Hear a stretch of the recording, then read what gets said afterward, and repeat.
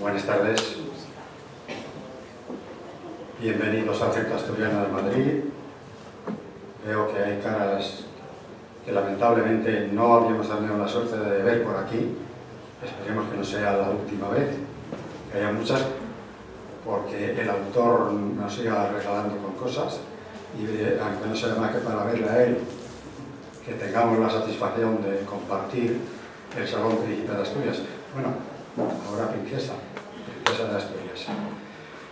Bien, el Centro Asturiano, que es la casa regional española más antigua, más antigua de todas ellas, la más antigua, cumple 139 años el mes de octubre. O sea, ya tiene una andadura larga. Si no quiero... Y bueno, es una casa realmente abierta, tanto aquí, en este salón, como en la finca. Tenemos una finca en el kilómetro, a la altura del kilómetro 25 de la carretera de Extremadura, una finca muy grande, de 17 hectáreas, donde hay unas instalaciones deportivas importantes, y aquellos padres que tengan niños se lo pasan de maravilla, y los padres pueden disfrutar porque los niños, claro, no pueden tropezar corriendo y caerse, pero no hay riesgo de que se marche porque nadie lo va a dejar salir, y es un sitio muy cómodo para disfrutar las familias. Aquí, naturalmente, bueno, ahora estamos intentando recuperarnos un poco. Ya llevamos un año que se dice pronto, con muchas limitaciones, y el Centro Asturiano, que trata de ser respetuoso con las disposiciones administrativas, pues no incumplimos. De hecho, este salón no podemos admitir, según el reglamento, más de 35 personas. Lamentablemente hoy no somos tantas. Y la verdad que deseamos que podamos volver a ver el salón lleno y hasta con gente de pie, porque no hay sillas para todos. Bien, pues son muchos los actos culturales que se hacen aquí a lo largo del año. Ahora estamos haciendo muchos menos por estas limitaciones, porque hay muchas personas que tienen muchos seguidores y entonces ¿a quién dejamos en la calle?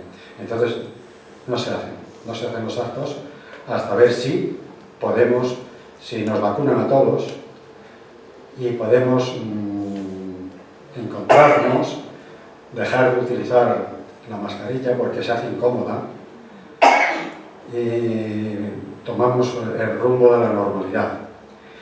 Hoy tenemos aquí un autor que es la primera vez que nos regala con su obra. Es la primera vez. ¿Estás aquí, verdad? Sí. Eres muy joven, entonces tiene mucho camino por recorrer y mucho tiempo para venir. Bueno. Trazando la costa asturiana,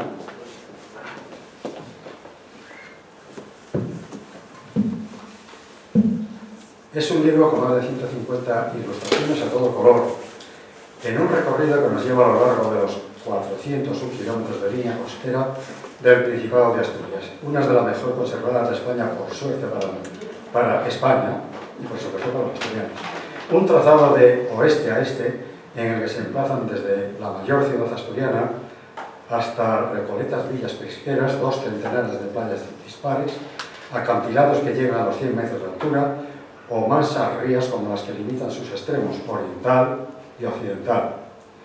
Resumir los paisajes de este territorio litoral en las páginas de este libro supone un reto en el que Manuel Iglesias García ha invertido incontables horas de trabajo para literalmente trazar esa costa y acomodarla en esta publicación. Un gran esfuerzo en el que se conjugan información y representación artística para relatarnos y mostrarnos tradiciones, fiestas, lugares emblemáticos y unos paisajes en los que el cielo, tierra y mar se combinan creando mundos diversos, retocados frecuentemente por la intervención humana, por supuesto. Manuel Iglesias García, delineante de profesión y dibujante por afición, inicia esa andadura con la ilustración de forma autodidacta, con el lápiz y la plumilla, con solo 12 o 13 años. En aquellos maravillosos veranos de su adolescencia en Villavélez, cuna de sus padres y de su paraíso particular, esbozaba y copiaba paisajes y recreaba en el detalle de cada casa, de cada barco, de cada árbol, regalaba las láminas a familiares y amigos. Luego fueron llegando encargos y Villavélez, Gijón y otros paisajes fueron quedando retratados con su plumilla. Las nuevas tecnologías llegaron a su profesión y aquel delineante de escuadra, cartabón y tablero pasó a dibujar con un ordenador. Su curiosidad le llevó a probar los programas de dibujo vectorial a mano alzada, primero con el indomable ratón y más tarde con tableta digitalizadora, reflejando en la pantalla como si de un papel se tratase aquellos antiguos dibujos a plumilla. Prueba de color, grosores, de línea, acabados y ensayos, etc. Y amigos y familia le animaron a mostrar todo aquel trabajo y la exposición Dibuja 2.0 en 2013 de la Fundación Álvaro González, y su buena acogida fue causa del comienzo de su primer libro de ilustración en 2015, Gijón Ilustrado. Y el germen de este nuevo libro de trazado de la costa asturiana, cuyo hilo conductor es la ciudad de Gijón, como no, se nota la orgullo. Su ciudad no es una guía, es su guía, sus lugares favoritos, dibujados y compartidos con vosotros. Efectivamente, bueno, esto es lo que se escribe y lo que puedo leer. Y lo que puedo decir es que estamos ante una obra poco frecuente, poco vista. Y hay, bueno, pues libros de texto, o exclusivamente de texto, alguna imagen, libros con imágenes fotográficas estupendas. El que es un buen fotógrafo y tiene un buen equipo de fotografía, pues hace fotografías muy buenas. Pero no tiene nada que ver con esto. Esto es una obra de arte. Naturalmente hay que contar con un artista. Y esto, que parece ser que empezó con afición, como en todas las cosas. Siempre empezamos por afición, porque si no, no se hace. Se convierte en una profesión en la que se abre el libro por la página que se abra, se encuentra algo mucho mejor que cualquier fotografía, por bien hecha que esté. Porque hay que ver qué dibujos, qué técnica, qué destreza de plumilla, de lápiz, de pincel, de lo que se necesite. Esto realmente es una joya que no se paga con dinero, Creo que el libro cuesta 30 euros, pero si digamos lo que hay aquí trabajado, es un regalo. El libro, por 30 euros, es un regalo. Entonces, yo no voy a decir nada más porque quiero oírle a él cómo, además de que ya nos lo cuenta, que se inició como aficionado, naturalmente, vuelvo a repetir, todos empezamos como aficionados a hacer algo, y unos llegan y otros nos quedamos por el camino. Y tú has llegado. Esto está, creo que no es mejorable, no es mejorable. Entonces, bueno, yo hasta aquí, a quien venimos a oír es a ti, no a mí. Perdónenme este rollo que estoy soltando, pero así vamos a abrir los oídos para que el señor Iglesias nos ilustre. Aparte de las ilustraciones que ya plasmado en estas páginas del libro, que esto es una joya, esto es realmente una joya, una auténtica obra de arte. Muchas gracias por el obsequio. Este es el libro del Centro Asturiano y nada, sin la palabra.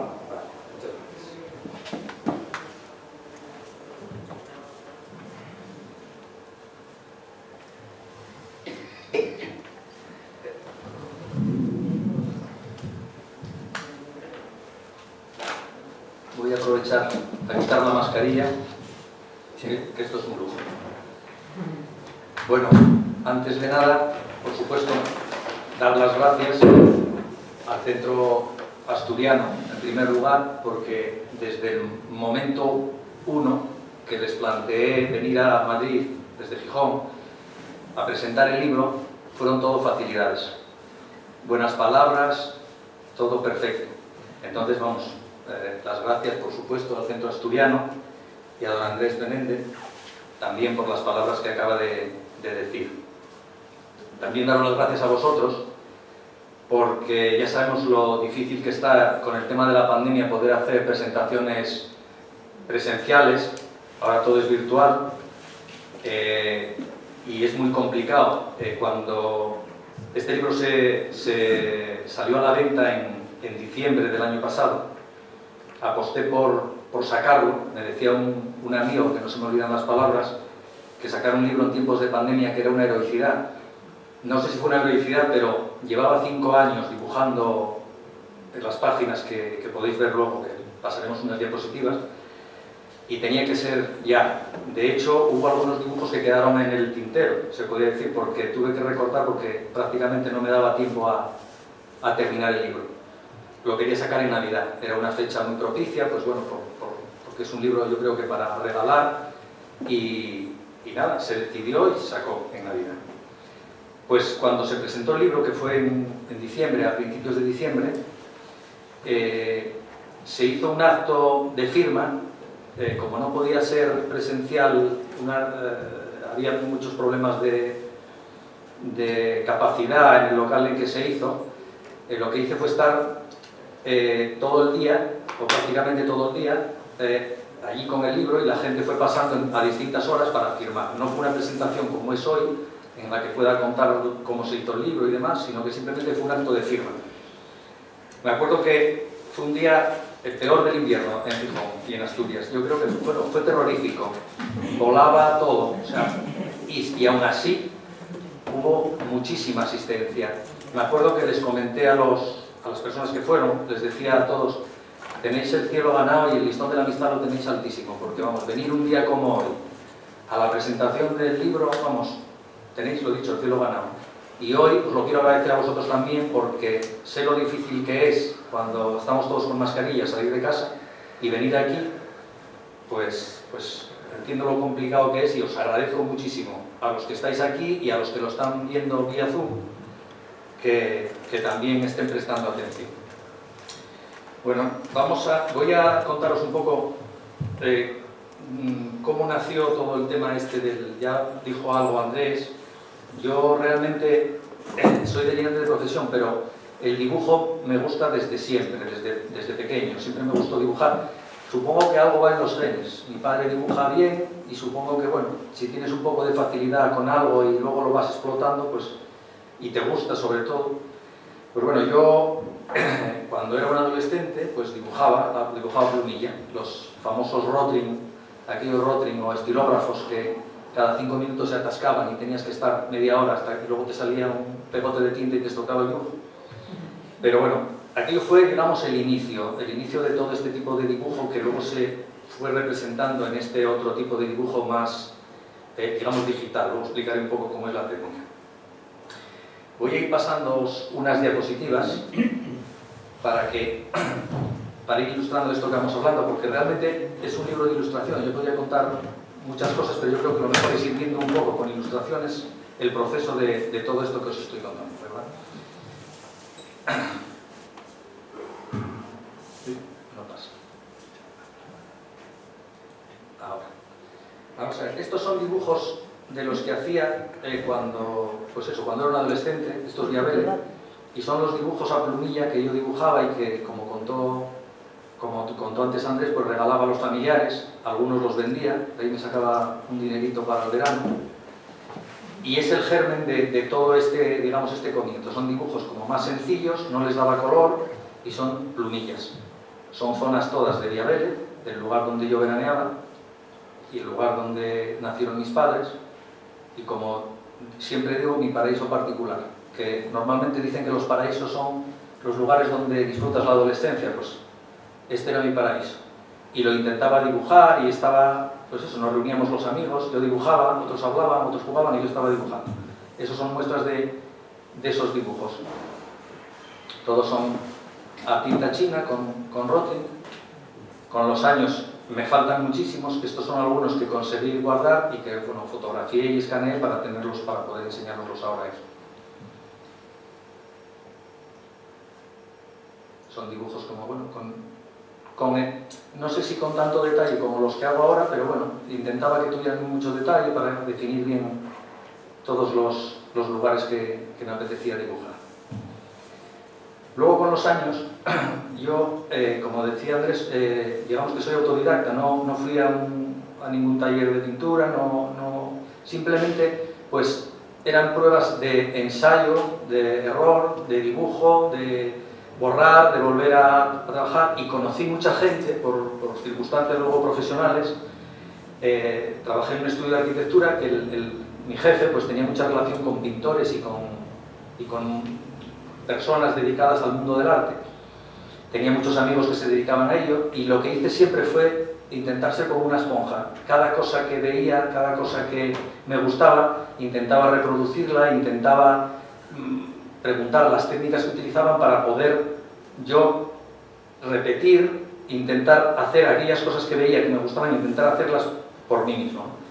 En este caso son unos dibujos ya posteriores, cuando yo conocí a un amigo de mi jefe, que eran muy amigos, que era un diseñador que vivió su vida en Nueva York, que murió lamentablemente muy joven, que se llamaba Juan Suárez Botas, y hacía unos dibujos, una especie de ilustraciones pues muy deformadas, un tipo de ilustración que a mí me enganchó enseguida, porque era una persona que tenía muchísimo talento, lo demostró siempre, bueno, triunfó en Nueva York y fue muy reconocido, y yo intentaba siempre pues preguntarle qué técnica utilizaba, con aquellas conversaciones yo creo que me enseñó más que cualquier taller al que pudiera haber ido realmente de pintura. Y lo que yo aprendí con él pues fue eso, mucha técnica, Esto ya digo que es un dibujo, pues no es que se parezca a lo que él hacía, pero sí que son ya dibujos como más deformes,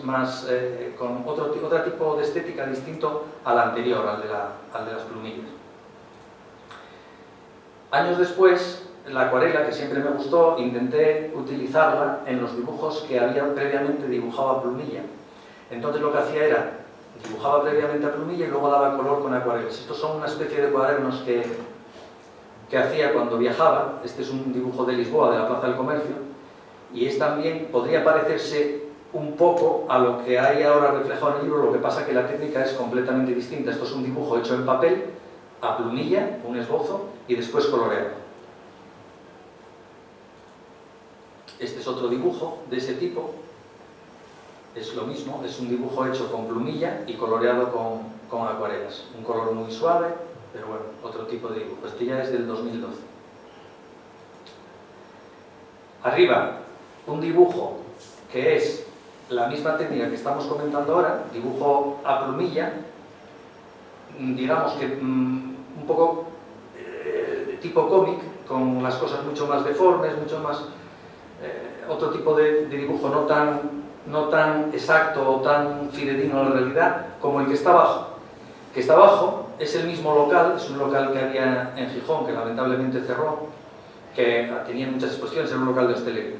Hacían exposiciones, yo expuse ahí muchas veces fotografías, dibujos, y el de abajo es un dibujo ya utilizando la técnica que utilizo para hacer los libros. Es un dibujo como si fuese a plumilla, lo que pasa que en lugar de utilizar un papel y un Rotring, digamos que dibujo con una tableta digitalizadora sobre la pantalla del ordenador. El proceso es el mismo, lo único que cambia es el medio y la forma de dibujarlo, pero vamos, la técnica digamos que es la misma, lo único que te cambia es el soporte. En lugar de utilizar un papel, utilizas la pantalla del ordenador, y en lugar de utilizar una plumilla, utilizas la tableta digitalizada. Estos son pruebas previas a estos dibujos, en las que intentaba dibujar, dar color y utilizar transparencias para conseguir efectos del agua. Como veis ahí, pues es un color, es una degradación de color, como si fuese una acuarela, pero todo esto está coloreado con el ordenador. Cuando digo con el ordenador, hay gente que le hablas del ordenador y cree que tocas un botón y te puede hacer un dibujo. Realmente se dibuja exactamente igual que a mano. Lo dicho, la única diferencia es que aquí coloreas, digamos, la tengo aquí, es una tabletita que es pequeña, es como si fuera un ratón, lo que pasa que digamos que tiene forma de lápiz. Y dibujas y puedes conseguir eso, haces un contorno y después das color. Estas son otras pruebas previas también a todo esto, porque se puede utilizar otra técnica muy similar, pero era un proceso que me parecía, digamos, dar vueltas sobre lo mismo. Es decir, estos dibujos están hechos a mano sobre papel y después escaneados. Una vez escaneados les di color con el ordenador.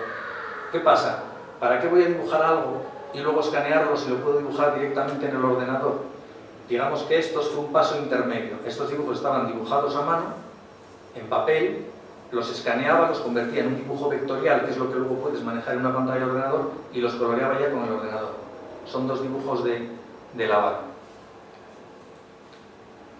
Este ya digamos que es un proceso ya más parecido a lo que dibujo ahora, en el que se utiliza la línea negra, digamos la línea de plumilla, y en los fondos no utilizo línea negra, simplemente manchas de color. También es un paso, digamos, intermedio, porque sí que ahora hay muchos dibujos que utilizo las manchas de color cuando la imagen que quiero hacer es una imagen poco nítida. Es decir, por ejemplo, una imagen nocturna, intento evitar las líneas de plumilla, es decir, la línea negra, y utilizar simplemente las manchas de color.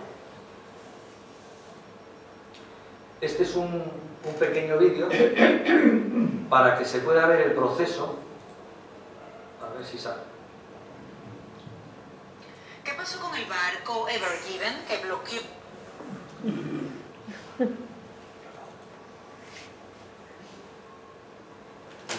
A ver.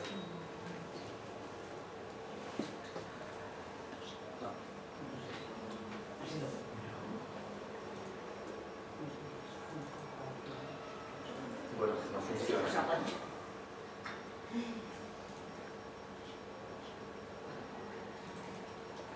Pues no va a poder ser.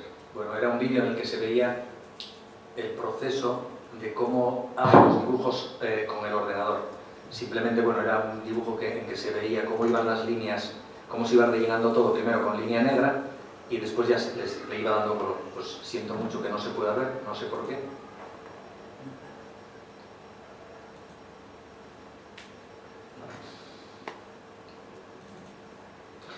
Bueno, lo siento, pero tengo que pasar al siguiente, no sé por qué no funciona. Bueno, cuando empecé a hacer este tipo de dibujos, ya más elaborados y ya a un nivel de definición muchísimo más grande, se organizó una exposición, me propusieron hacer una exposición con ellos en la Fundación Álvaro González, en Gijón, que es un lugar dedicado vamos, en el que expone gente novel, gente que no es profesional, y que tienen siempre las puertas abiertas y, vamos, el trato es exquisito, igual que hoy aquí. Me propusieron hacer una exposición y organicé esta exposición, jugando un poco con el título. La titulé Dibuja 2.0, haciendo referencia a eso, a que son dibujos, digamos, hechos con un ordenador. Y había dibujos de todo tipo. Esta es la tarjeta que se hizo en aquel momento de invitación, en el que se ve el muro de San Lorenzo, la playa de Gijón, y en el que metía a muchos personajes. A personajes conocidos, a personajes reales y personajes ficticios. De hecho, la exposición tenía hasta cierta gracia porque había gente que iba a ver si se encontraban en los dibujos.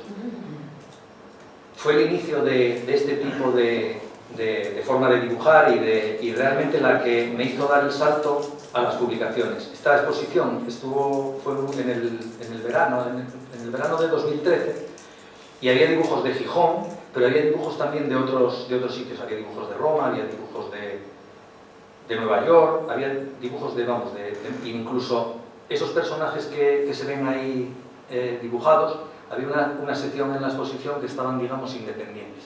Porque la ventaja de hacer este tipo de dibujo en ordenador es que tú puedes manejar, es decir, puedes dibujar el fondo, luego puedes meter personajes, puedes cambiarlos, puedes hacer cosas con él que no puedes hacer en un dibujo, lógicamente, a mano que te queda allí grabado para siempre.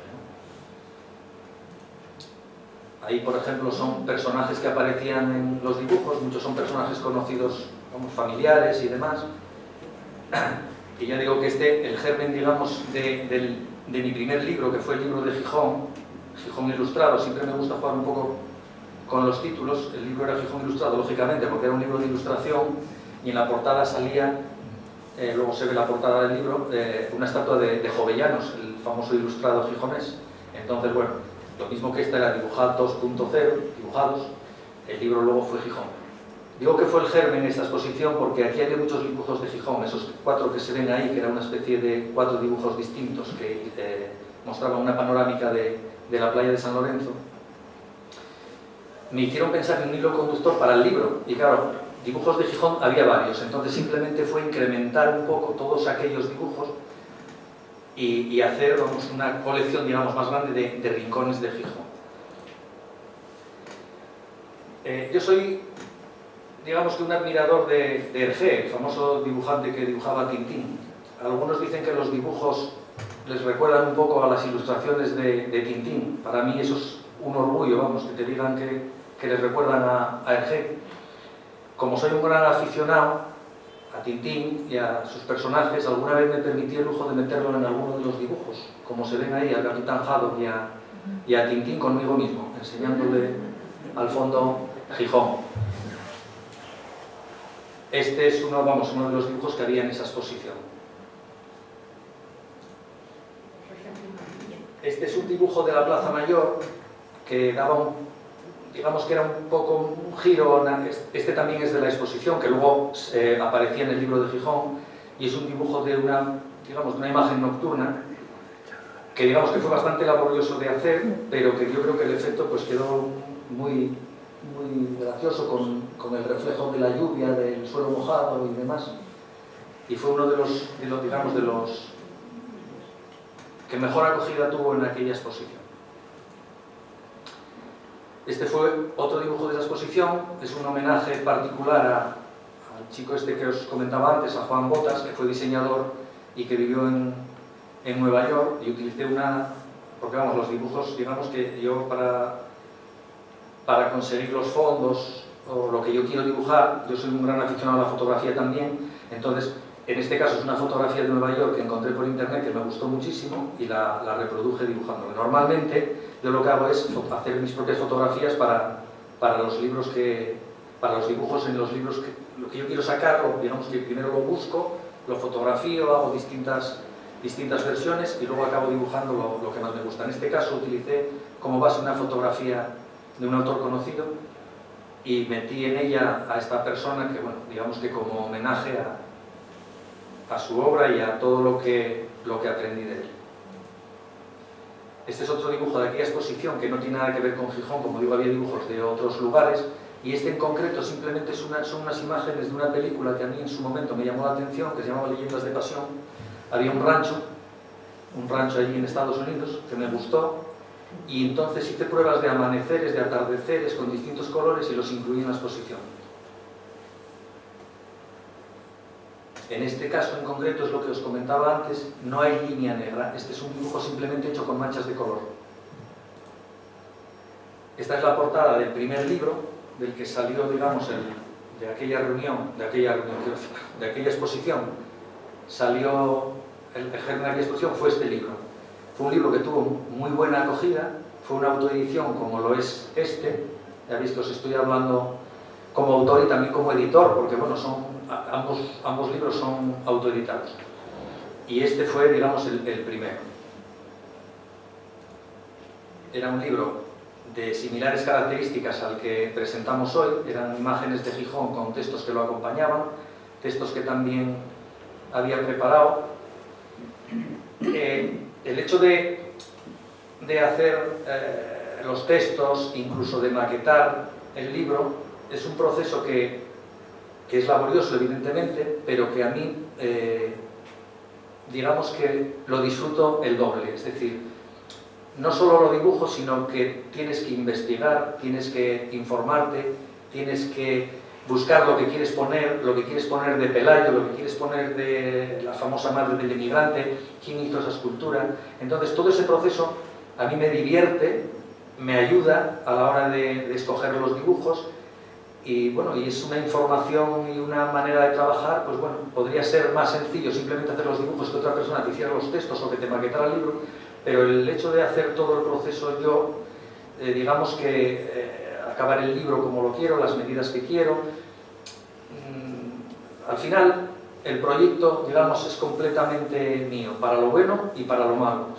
Entonces, bueno, es otra manera de trabajar, a mí me divierte y, lo dicho, no es una cosa a la que me dedique profesionalmente, pero es un hobby que evidentemente lleva muchas horas, pero que lo dicho, que lo disfruto muchísimo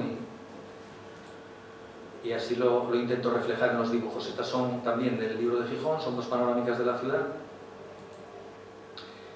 Este es un dibujo, porque bueno, en tiempos de pandemia nos tocó a todos quedarnos encerrados en casa y utilicé uno de los dibujos que había en el libro de Gijón, que era la playa de San Lorenzo llena de gente, y hice una especie de comparativa, lo que os comentaba antes de que se pueden poner y quitar personajes, y barría todos los personajes, porque en el 2020 así era como estaba la playa de Gijón. Este fue un dibujo que se publicó en prensa, porque bueno, lo dicho, en tiempos de pandemia, pues aparte de seguir con el libro de la costa asturiana, que me ayudó muchísimo la pandemia, porque pues, todos tuvimos que estar encerrados, me ayudó a poder acabarlo.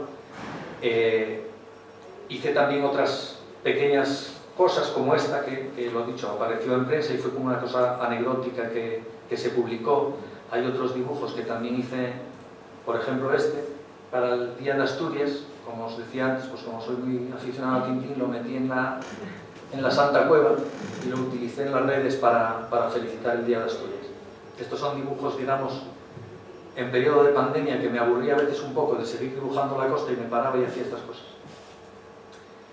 Y llegamos al libro que nos ocupa hoy, que no tampoco quiero aburriros con todo este periplo previo. Este es el libro vamos, el que se presenta hoy aquí. En la portada es otra vez Vía Vélez, como no podía ser menos, porque bueno, ya os digo que es mi paraíso.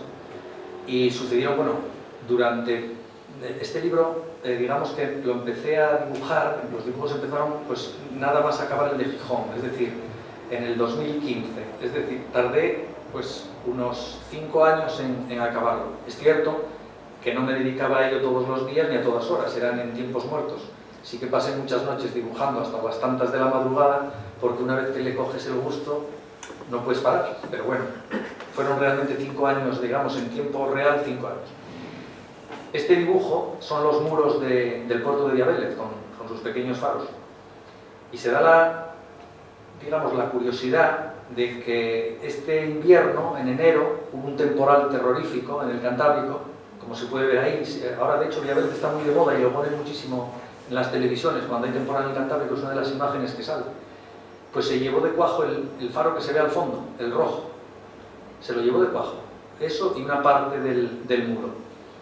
Entonces, digo que es una de las anécdotas del libro porque este libro había salido, lo he dicho, a la venta en diciembre, a principios de diciembre, y cuando en enero, creo que fue en enero, no sé si fue en enero, a finales de enero o a principios de febrero, el muro, el golpe de mar llevó el faro, hubo amigos que me llamaron que habían adquirido el libro y me decían que ese libro que ya no les valía, que no tenía, que la portada no era esa. Entonces me permití la gracia de hacer la segunda portada sin el faro. La retoqué y les dije que bueno, que si querían que lo hicieran una pegatina y que la pegaran en la portada. Yo siempre lo guardo como anécdota curiosa, esta otra portada del libro, aunque digamos que la real lógicamente es la otra. Esta la puse como otra anécdota. Ese es el hórreo que hay en el campo de la Garita, en Cadavedo. Al fondo se ve la capilla de la Regalina y es un lugar muy famoso porque ahí se celebra una romería, digamos, la romería típica asturiana, con bailes regionales, con el ramo y demás, se celebra ahí en esa especie de pivotes que hay ahí detrás del hórreo. Se pone una tarima y ahí bailan al borde del acantilado, que claro, como fondo, digamos, o escenario para ese evento, pues es espectacular. Pues este mismo invierno hubo un argallo y se fue toda la tierra del precipicio hacia la playa que está abajo y tuvieron que quitar el hórreo. Es decir, a este no me molesté en quitar el hórreo en el dibujo, pero es otra anécdota que no sé si seguí contando cosas del libro que vayan a desaparecer, pero el hórreo no se cayó, pero lo han quitado para evitar que pudiera desaparecer, porque no lo llegó a dañar el desprendimiento de tierra. Esta es otra anécdota que me gusta contar cuando hablo del libro, que es un barco que le llaman el Vaporín, aunque ya no es de vapor, originariamente era un remolcador que había en San Esteban de Pravia. Le llamaban Vaporín porque era un barco de vapor, pero ahora bueno, tiene un motor, lo han reacondicionado, digamos, lo han reestructurado y es un barco con un motor diésel. Pero se da la circunstancia que es un barco muy antiguo. Dicen que es el más antiguo que hay a flote en el Cantábrico. Como os decía antes, yo suelo hacer fotografías de todo lo que dibujo, porque quiero dar, digamos, si es cierto, tengo que hacer un inciso, que cuando la pandemia, como no se podía salir, ni se puede, de hecho en el municipio de Gijón estuvimos confinados, no se podía salir de Gijón, aproveché, busqué alguna información a veces por internet de fotografías que me ayudaran a lo que yo quería dibujar y que no tenía, digamos, ni mis archivos, ni yo podía salir a algunas que, bueno, que me basaban en fotografías que encontré por internet, dándoles, por supuesto, mi propia versión. Pero este en concreto lo quería fotografiar porque no sabía si el folio de la matrícula sería el mismo, cómo estaría el barco, porque las fotos que aparecían por internet eran fotos bastante antiguas. Y la anécdota curiosa es que, lógicamente, al primer lugar donde fui a buscarlo fue a San Esteban de Pravia, que era donde el barco estaba amarrado, o aparecía en internet que había estado amarrado durante bastante tiempo y habían hecho en él incluso conciertos, se ponía ahí una pequeña orquesta y lo paseaban por la ría de San Esteban, y lo fui a buscar a San Esteban y allí el barco no estaba. Entonces, bueno, pregunté a la gente que había por allí y me dijeron, no sabemos, este barco estuvo aquí mucho tiempo, creo que lo llevaron para Avilés. Bueno, nada, me fui de allí, me fui a Avilés. En Avilés no se me supieron decir, me dijeron que, vamos, estoy buscando el barco como si fuera un arqueólogo, no sabía dónde estaba, nadie me sabía dónde. Hice llamadas al puerto de Avilés y me decían que no tenían ni idea de dónde estaba. Entonces, no sé por qué, un día me dio por mirar por Google, sabéis que Google, bueno, tiene imágenes aéreas, e intenté buscar en los puertos de Asturias a ver dónde podía haber un barco que tuviera hasta esa paciencia. Y, curiosamente, vi una foto en el puerto de Gijón, muy cerca del Musel, un barco que parecía este. Y yo vivo en Gijón, y lo había estado buscando por Asturias. Me fui allí y allí estaba, efectivamente. Luego me dijeron que lo habían adquirido unos particulares y que lo tenían allí en los muelles de la Osa, que le llaman. Y siempre me hace gracia contar esto porque lo estuve buscando y al final lo tenía al lado de casa, el barquito.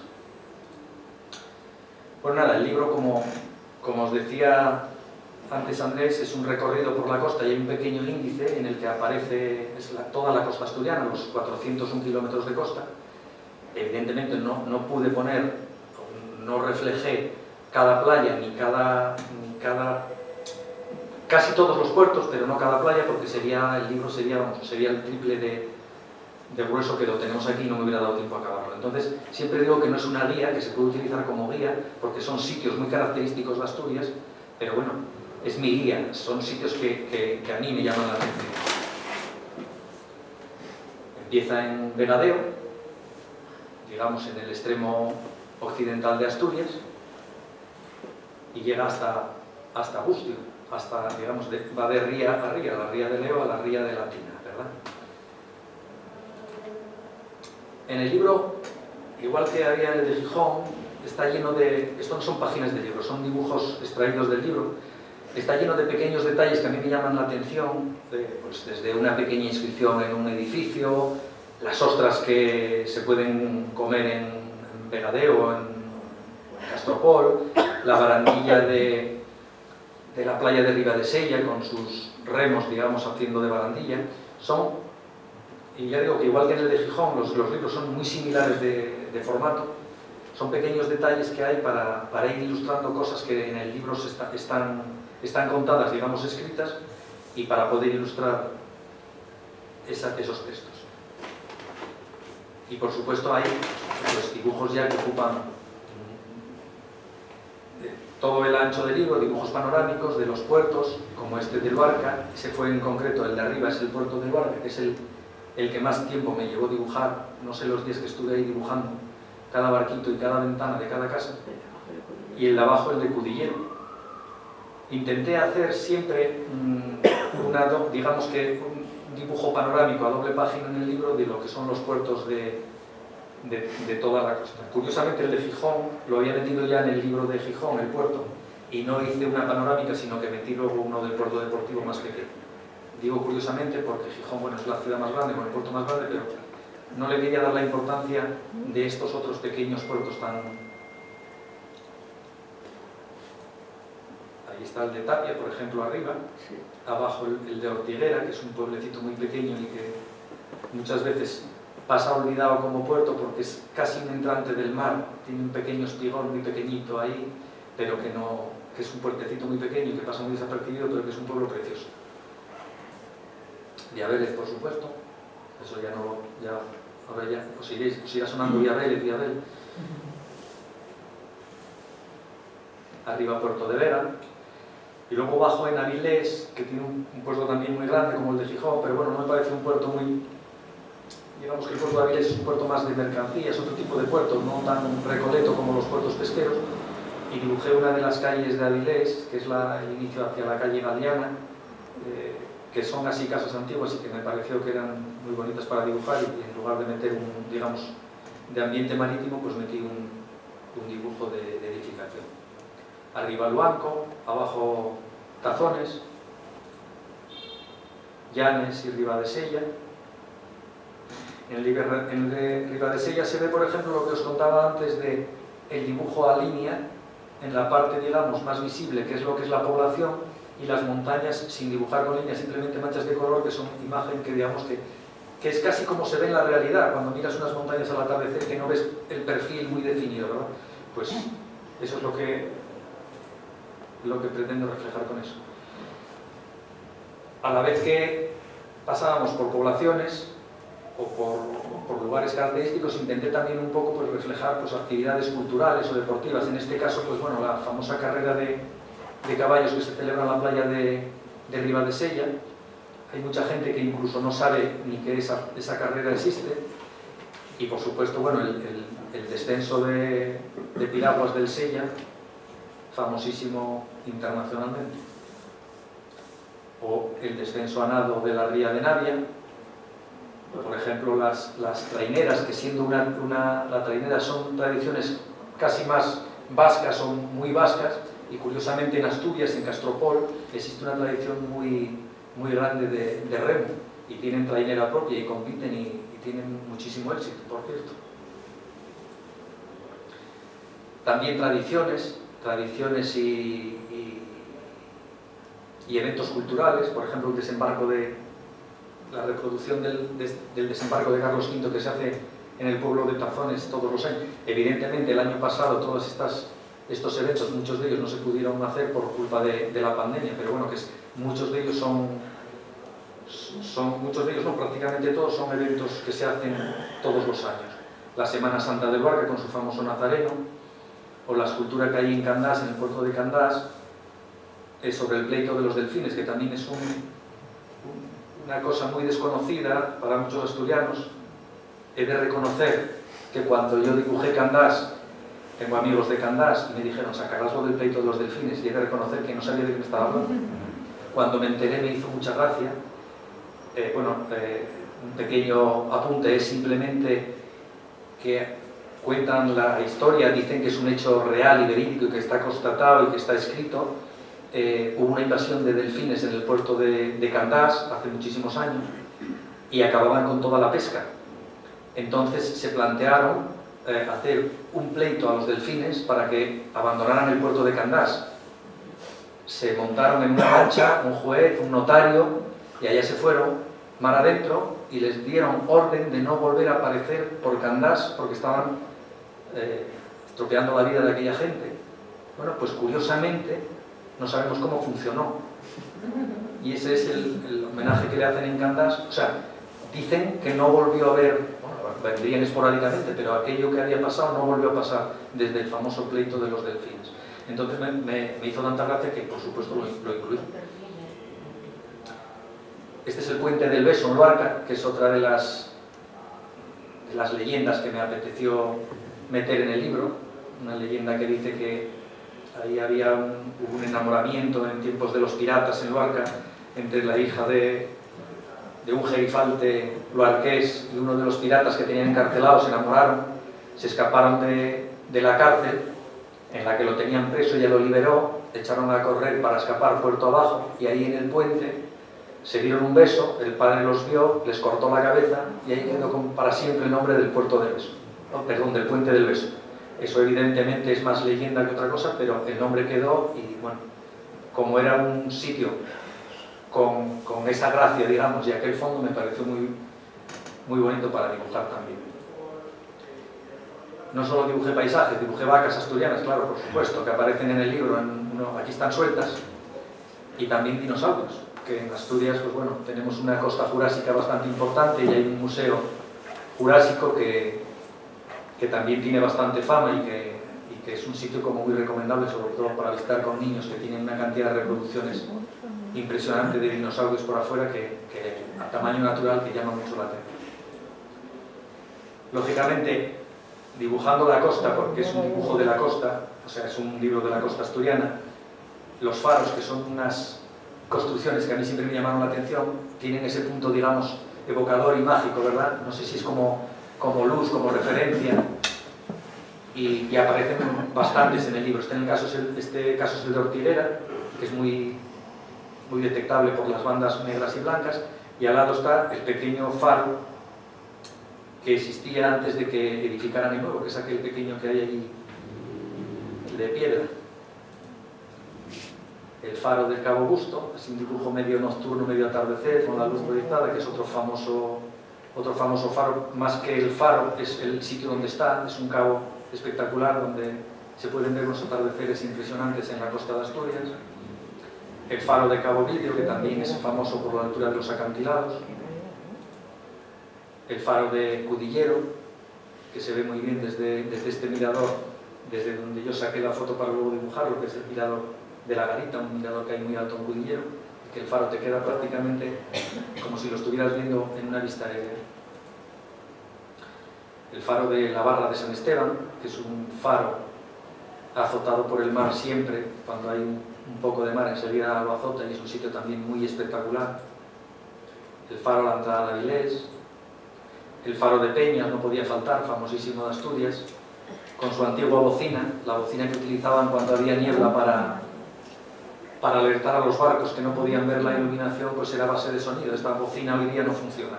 Funciona la del puerto anterior, que es la de Avilés, y la de Peñas ya no funciona, pero bueno, me apeteció mucho meterla porque queda ahí como vestigio casi histórico de la bocina que imponía cuando había niebla en el Cabo de Peñas y se oía la bocina que emitía la letra P en Morse, la letra P de Peñas. El faro de Candás arriba, el moderno, y abajo la famosa farola de Candás, que es casi quedó como un monumento, que era el antiguo faro de Candás, donde se utilizaba con llama, vamos, no tenía ni luz. Y años después se utilizó, es un monumento donde arriba hay un pequeño pebetero y donde se unían las aguas de los 5 continentes en las fiestas de la Alborada, en Candás. Queda ahí también como vestigio de un pasado de los faros antiguos de Asturias. El famoso faro de luces, que fue muy famoso también, digamos que lo sacó otra vez a la luz la serie Doctor Mateo, aquella que se emitió, que vivían en Lastres y que cada poco aparecía este faro, que es un sitio pues mágico, con unos acantilados impresionantes, y además está en un sitio rodeado de prados, no hay ninguna edificación, y es un sitio que sobrecoge cuando lo vas a ver, por la soledad. Otro faro que no tiene nada que ver con estos anteriores, que están en sitios apartados, es el faro de Llanes, que está en medio del pueblo, pero que también me apeteció mucho dibujarlo precisamente por lo distinto, por estar en un ambiente, digamos, urbano. El faro de Barca, que se ve ahí a la izquierda, que está en la punta del Focicón, que llaman ellos, donde está la capilla también, los antiguos restos de la muralla que había en Barca, y el cementerio, uno de los cementerios más famosos de España. Dicen, durante muchos años decían que era el cementerio más bonito de España por las vistas, por cómo está orientado, por lo blanco de las lápidas, porque está orientado mirando al mar. No sé si es más bonito el cementerio o las vistas que tiene el cementerio, pero es un sitio como muy espectacular que a mí me apeteció mucho dibujar. Encima, o digamos que como dato añadido, en el cementerio está la tumba de Severo Ochoa, que vamos, que no todos pueden presumir de tener un Nobel en su villa o en su pueblo, ¿no?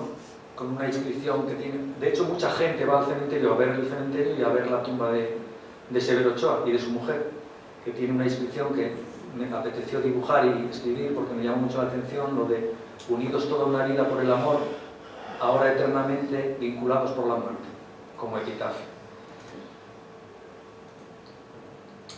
Pero para cementerios curiosos, o como anécdota, el cementerio musulmán, que mucha gente tampoco, cuando hablas de esto o dices que dibujaste un cementerio, realmente es conocido como el cementerio moro, el cementerio moro de Barcia o cementerio musulmán. Es un cementerio que se edificó cuando la guerra civil para enterrar a los musulmanes que murieron en la batalla del Escamplero, que venían de África a luchar en las tropas nacionales y que murieron, dicen que más de 500. Dicen que hay enterrados como 400 o 500 muertos. Es un sitio que yo lo he ido a visitar muchas veces porque es un sitio que sobrecoge. No sé explicarlo, es la sensación de soledad, de tranquilidad, porque está metido dentro de un bosque, vamos, ahora mismo sabéis que no suelen hacer lápidas como hacemos los cementerios cristianos, están enterrados en tierra, y sí que se ven antiguos restos todavía de pequeñas fosas. Algunos huesos yo creo que los sacaron. Fue un cementerio expoliado, está en medio de un bosque, en medio de la nada, y llegar allí, pues bueno, hay que saber llegar, pero bueno, una vez que llegas te encuentras esa portada con ese arco que te llama muchísimo la atención. Y ya digo que es un sitio para mí mágico. En el libro reproduzco unos versos de un poema de un autor, de un poeta asturiano, que a mí me parecen maravillosos respecto a ese cementerio, en el que, ya digo que ahora lo han restaurado un poco, lo han limpiado, pero estuvo muy abandonado. Incluso hubo asociaciones que vinieron de Marruecos, porque bueno, ahí claro, tenían antepasados ahí enterrados y quisieron recuperar un poco la memoria y reactivar un poco el tema de las visitas al cementerio. Sigue, ya digo, un poco en el olvido, pero ahí está. Y escribió unos versos, Jesús Ayer Manrique, un poema bastante largo, pero reproduzco en el libro los últimos versos que me parecen maravillosos, que dicen: descansen en paz en esta tierra que no era suya, que el cantábrico bravo tenga para ellos un canto fúnebre, y cuando el sol tiñe de rojo su yerma inmensidad, que la brisa acaricie como una madre la humilde hierba que les cubre. Porque realmente sí, están cubiertos de hierba, es una especie de pequeño abandono, pero a la vez, pues bueno, lo homenajeó ahí y le pedí permiso para utilizar sus versos, que amablemente me cedió y que me pareció pues bonito destacar. Hay muchos sitios en Asturias lamentablemente en ruina o un poco olvidados, y este es otro de ellos, que también es un lugar que a mí me parece mágico y sobrecogedor, que es el monasterio de Tina, en el extremo completamente oriental de Asturias.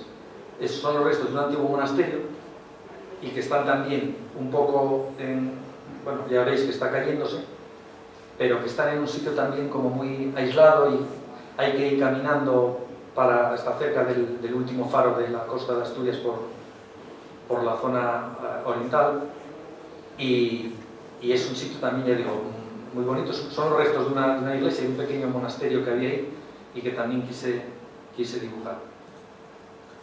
Otro de estas joyas que es románica, esa fachada de esa iglesia, es el monasterio de San Antolín de Bedón, que yo creo que es de titularidad privada, pero que también está sumido en el abandono y casi cayéndose, y desde el libro quise pues hacer un pequeño homenaje antes de que se caiga. Espero que no le pase como al faro de Villaverde ni como al hórreo de Caladedo. Ahí está aguantando con los años, ahora lo tienen todo vallado para que la gente no entre, pero es una pena porque es una fachada muy bonita y es una pena que esté degradado completamente. Por supuesto, como decía antes Andrés, el libro, o sea, la costa asturiana tiene más de 200 playas y dibujarlas todas era imposible. Dibujé algunas. Esta, por ejemplo, es la de Barallo, que es una reserva natural que tiene resbalón por las dunas y demás. Bueno, la playa de Cobijero arriba, que es una playa, yo creo que la gran desconocida, en detrimento de Gulpilluri, que Gulpilluri es como una playa muy conocida en Asturias por la forma que tiene, que es una pequeña piscina que no se ve por dónde entra el mar, y cuando sube la marea se forma una especie de piscina allí en la playa, una playa pequeñita, y esta es exactamente lo mismo. Para mi gusto, esta es mucho más bonita porque tiene un bosque todo alrededor, y no solo eso, sino que tiene al lado una cueva que se puede visitar, que son como 40 o 50 metros, no creo que llegue a los 60 metros de cueva, pero que desemboca en el mar y que es espectacular. Claro, cuando entras en aquella cueva con estalactitas y estás oyendo el sonido del mar al fondo, sobrecoge.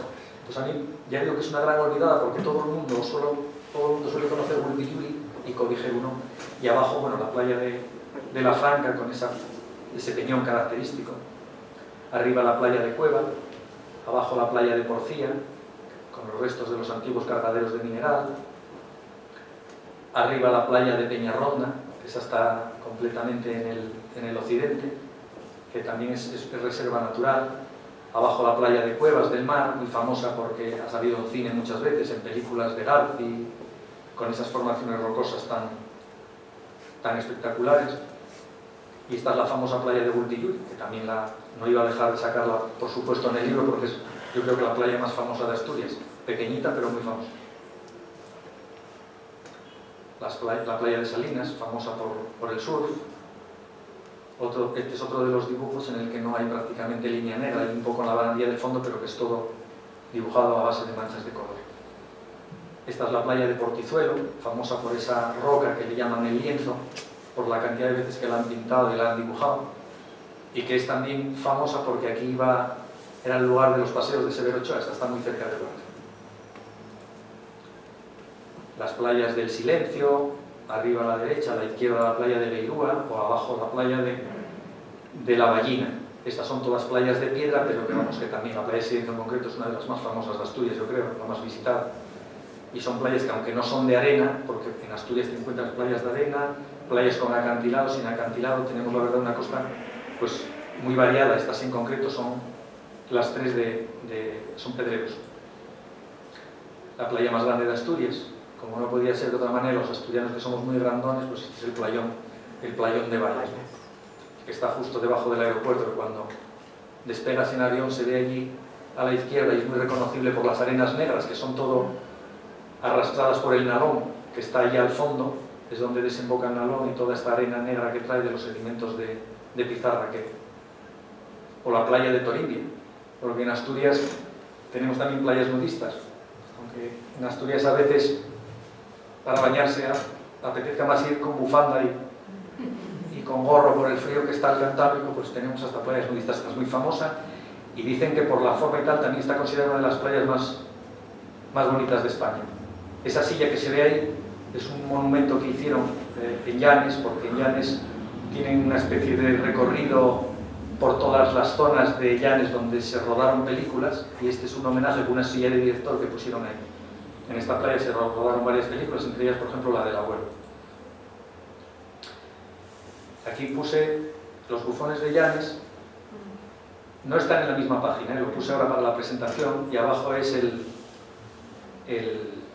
Urriello, el naranjo de Bulnes, que pensaréis que cómo sale el Urriello en un libro de la costa asturiana, pero realmente el Urriello se ve desde la zona de Pimiango, desde el pueblo de Pimiango se ve enfrente, se ve perfectamente. De hecho, tenemos la suerte en Asturias de poder pasar del mar a la alta montaña, a los picos de Europa, en menos de una hora. O sea, es una gran ventaja. En días claros, lógicamente, desde la costa y en un sitio elevado puedes ver perfectamente los picos de Europa. En este caso los puse juntos.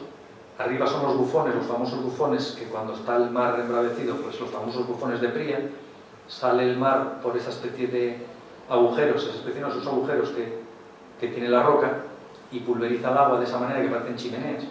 Los puse juntos porque hay un refrán que dicen los pastores de los picos de Europa, que es: cuando oigas los bufones de Pría, hay tormenta al otro día. O sea que realmente se oyen porque el sonido es impresionante, y con el viento, digamos, a favor se pueden oír a mucha distancia. Yo recuerdo que hace años hice esta ruta, y en los bufones, claro, te esperas encontrar bufones y no te sorprende, pero yo venía caminando desde bastante más atrás, y hay otras zonas en las que hay bufones que no están tan señalizados o no son tan famosos como estos, y recuerdo que pasando cerca de un prado sentí y iba solo, caminando, y me asusté, no sabía lo que era. Primero que era una vaca, pero a los 5 segundos otra vez,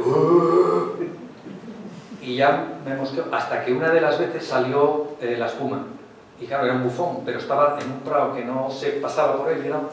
O sea que la verdad que el sonido y la imagen son espectaculares. yo creo que uno de los fenómenos, digamos, naturales, no sé si más bonitos, pero más espectaculares de Asturias. Arriba es la famosa cueva que os contaba antes de Cobijero, que cuando llegas al final en una cueva oscura, que tienes que ir con una linterna, la claridad que sale, digamos, o que entra a través de la desembocadura de la cueva en el mar. Son lugares como con un toque, digamos, de magia o un poco especiales, ¿no? Abajo, a la izquierda, el ídolo de Peñatú, que también es un sitio como muy, a veces muy desconocido, muy abandonado, porque hay que subir bastante para verlo, donde hay antiguas pinturas rupestres ahí, adosadas a esa especie de piedra que las protege. Y abajo a la derecha, otro de los sitios también mágicos, difíciles de llegar, y que probablemente si tuviera un acceso, lo cuento en el libro, más fácil, sería uno de los sitios más visitados de Asturias. Le llaman la Iglesiona, también a lo grande, la Iglesiona.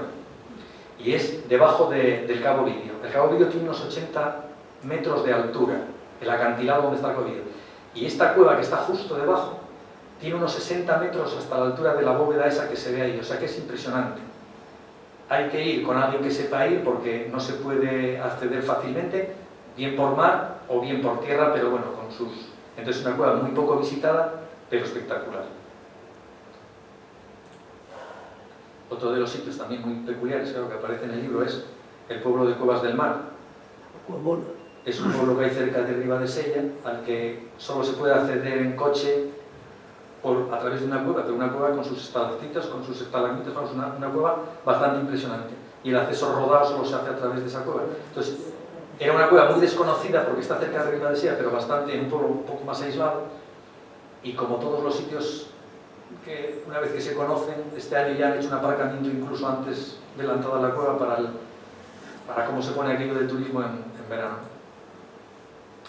Otro sitio con mucho encanto es la iglesia de Niembro, reflejada en este caso, y aquí bueno, también podéis ver un ejemplo del dibujo doble, digamos, con la línea negra y con solo la mancha de color en lo que es el reflejo de la iglesia de Niembro, con esa marisma que la rodea, el cementerio y la iglesia, y que siempre bueno, hay miles de fotos de Asturias de esta iglesia, en la que también se rodaron películas ahí en el concejo de Llanes.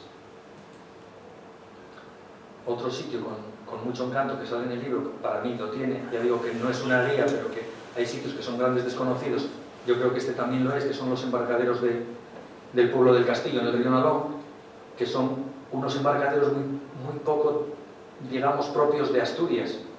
Son propios casi de otras zonas, ese tipo de especie de palafito incrustado ahí en el agua y con eso que está casi que se cae, que cuando vas caminando por ellos vas temblando a ver si le cae, pero no, aguantan y llevan años ahí.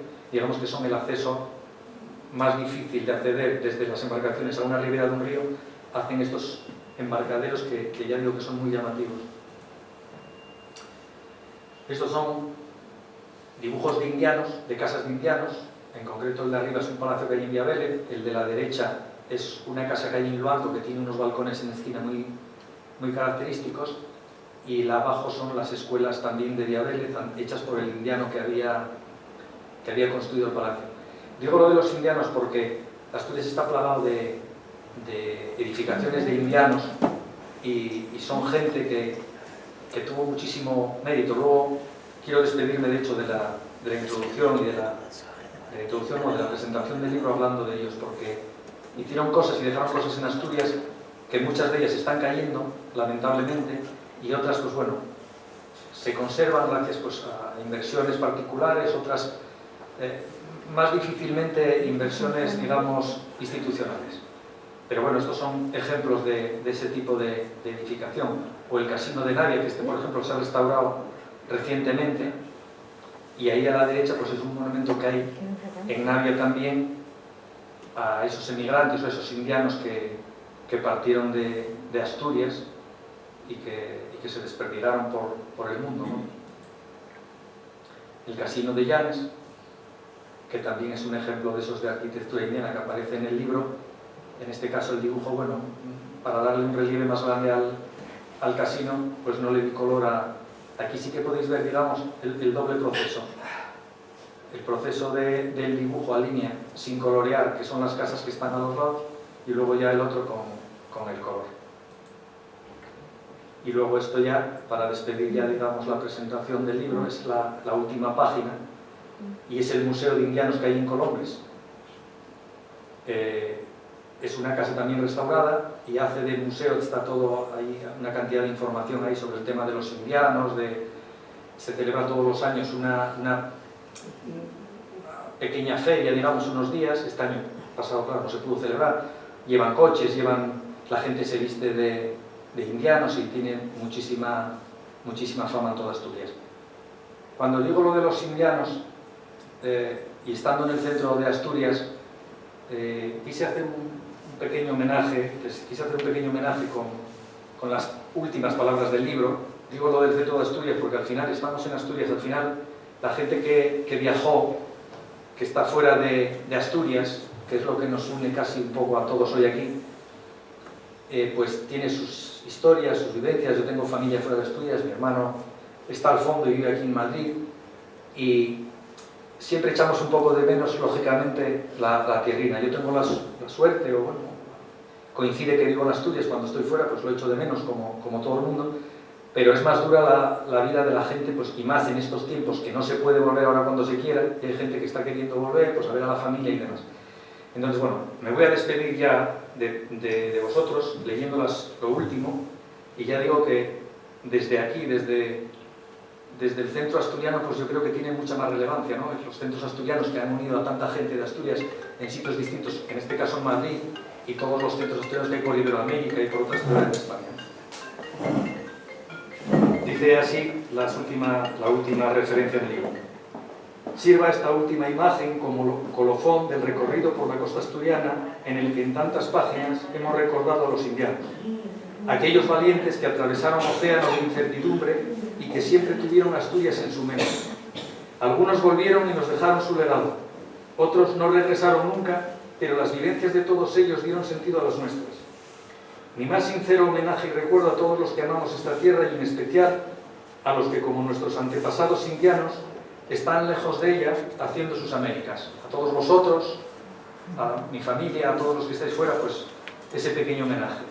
Y ya como últimas palabras, cuando hice la exposición de Dibujados 2.0, me hizo la presentación, digamos, para las invitaciones o para el evento. Mi hija escribió unas palabras, y una de las cosas que ponía era que le había enseñado que los sueños se pueden hacer realidad. Ella vio el proceso de cómo fui dibujando el libro, cómo me involucré en presentarlo, en publicarlo, y decía que eso, que había aprendido cómo los sueños se pueden hacer realidad. Lo de hoy aquí para mí es otro sueño hecho realidad. O sea, venir a Asturias a presentar un libro venir a Madrid, perdón, a presentar un libro de Asturias es un sueño del que vosotros formáis parte, y a los que os tengo que estar muy agradecidos, a vosotros, a los que estáis en casa viéndolo a través de Zoom, y al Centro Asturiano muy especialmente. Sí, con esto, muchísimas gracias a todos.